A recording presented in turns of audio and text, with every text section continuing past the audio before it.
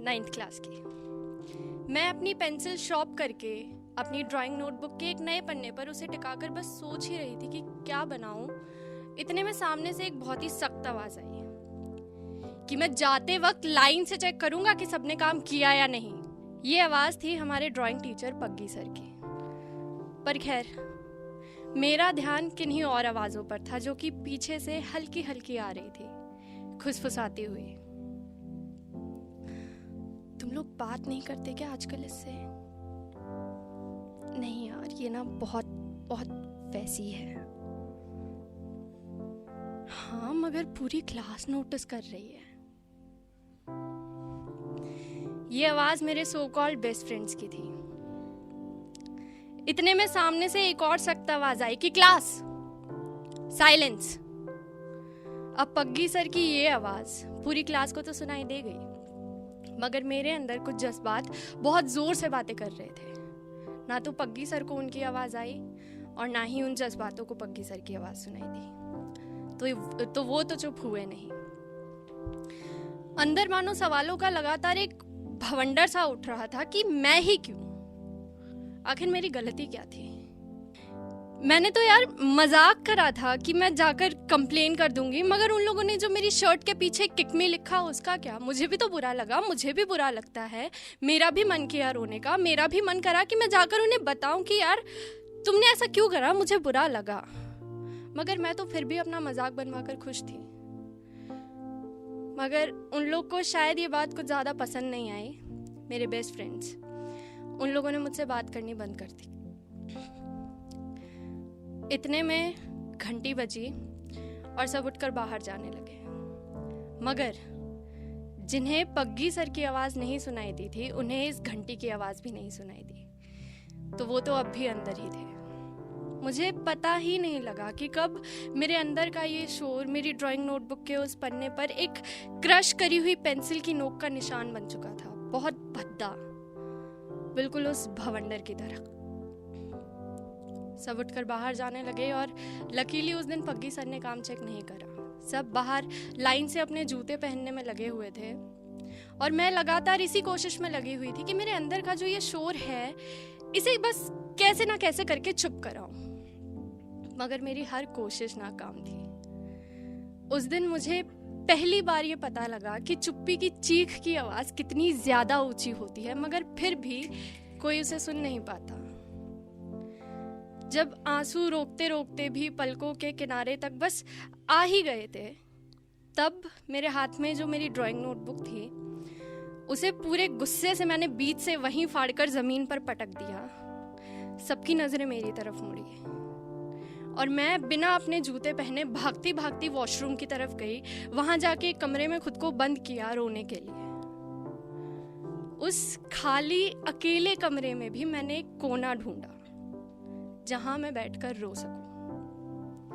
उस कोने में बैठी और बैठकर सिमटकर बिल्कुल रोने लगी। मुझे रोना था यार, बहुत जोर से रोना था। मैं बहुत मुश्किल से चुप थी और उस वक्त तक भीड़ में किसी ने ढंग से रोना सिखाया नहीं था। इतने में लगातार बाहर से दरवाजा खटखटाने की आवाजें आने लगी कि निधि दरवाजा खोल। और कुछ आवाजें ऐसी भी जो ये कह रही थी कि यार ये पागल है क्या, कितनी अजीब है ये, कोई मैम को बुलाओ। कुछ वक्त बाद हमारे स्कूल की काउंसलिंग टीचर की बाहर से आवाज आती है। वो भी मुझे लगातार दरवाजा खोलने के लिए कह रही थी, मगर मैंने दरवाजा नहीं खोला क्योंकि मुझे ये पता था कि बाहर उन बच्चों की भीड़ है जिन्हें ये पता है कि मैं अंदर रो रही हूँ। और शायद मैं सच में अजीब हूँ क्योंकि मैं ये जानती हूँ कि वो ये जानते हैं मैं रो रही हूँ, मगर फिर भी मैं उन्हें अपने आंसू नहीं दिखाना चाहती। कुछ वक्त बाद जब मुझे ये एहसास हुआ कि उन बच्चों को वापस अपनी अपनी क्लासेस में भेज दिया गया है, मैंने तब वो दरवाजा खोला और बाहर बस वो मैम खड़ी थी।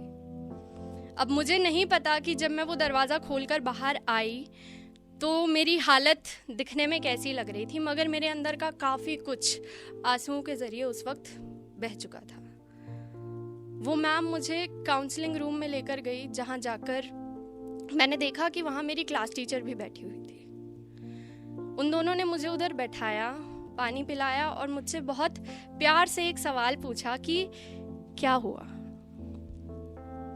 पहली बात तो मुझे मेरी ज़िंदगी में बहुत गिनती के ऐसे लोग मिले हैं जो मुझसे ये सवाल पूछते हैं कि क्या हुआ। और दूसरी बात, इन गिनती के लोगों में से भी बहुत गिनती के लोग ऐसे हैं जो मुझसे ये सवाल पूछते हैं मेरा जवाब सुनने के लिए। तो मैंने जैसे तैसे लफ्ज़ जोड़कर लड़खड़ाती हुई आवाज़ में मैम को बताया कि उस वक्त मेरे बस 3 दोस्त थे, या ये कहूँ कि उस वक्त ऐसे बस 3 लोग थे जिन्हें मैं अपना दोस्त मानती थी। वो मेरे बेस्ट फ्रेंड्स थे यार, और वो मुझसे बात नहीं कर रहे थे क्योंकि कुछ रोज़ पहले उन्होंने मेरे साथ एक मजाक करा जिसमें उन लोगों ने मेरी स्कूल की वाइट शर्ट पर, जो कि मैंने पहनी हुई थी, उस पर पीछे बड़ा बड़ा पेन से किक मी लिख दिया।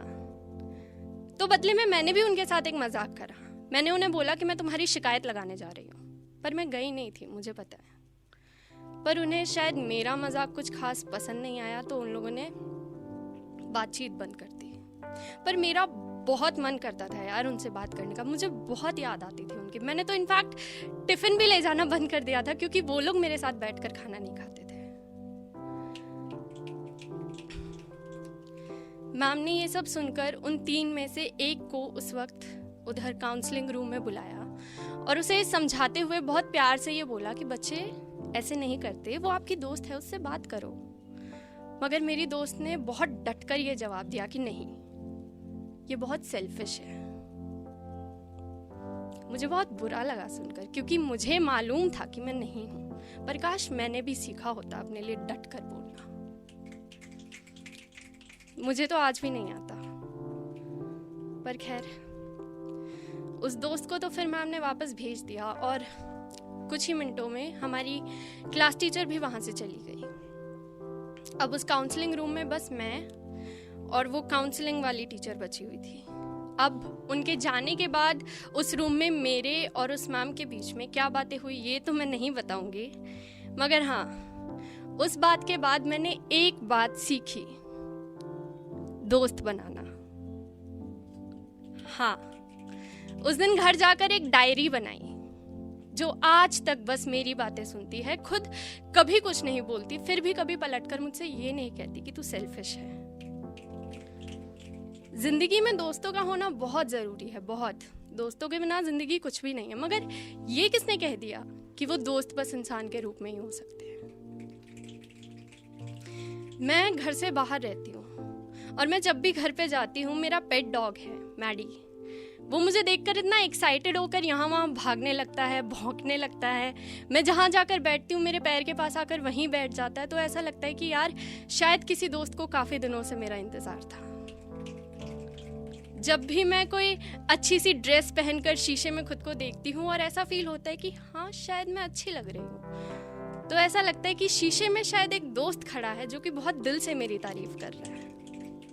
या जब भी मैं रोकर शीशे के सामने खड़े होकर अपनी हारी हुई सी शक्ल देखती हूँ, तो ऐसा लगता है कि शायद किसी दोस्त को मेरी बहुत ज़्यादा ज़रूरत है। उस दिन जब मैं काउंसलिंग रूम से वापस ड्राइंग रूम की तरफ जाने लगी, अपने जूते वापस लेने, जो कि मैं बिना पहने ही वॉशरूम भाग गई थी, तो वहाँ मेरी नज़र पड़ी उस ड्राइंग नोटबुक पर जो कि मैंने फाड़कर वहीं फेंक दी थी। जैसे तैसे जितना हो सका उसे हाथ से उस पर से रेत साफ करा और उस वक्त वहाँ खड़े होके कुछ सेकंड सोचा और उस ड्राइंग नोटबुक से और खुद से मन ही मन बस एक ही बात बोली कि सॉरी दोस्त, थैंक यू।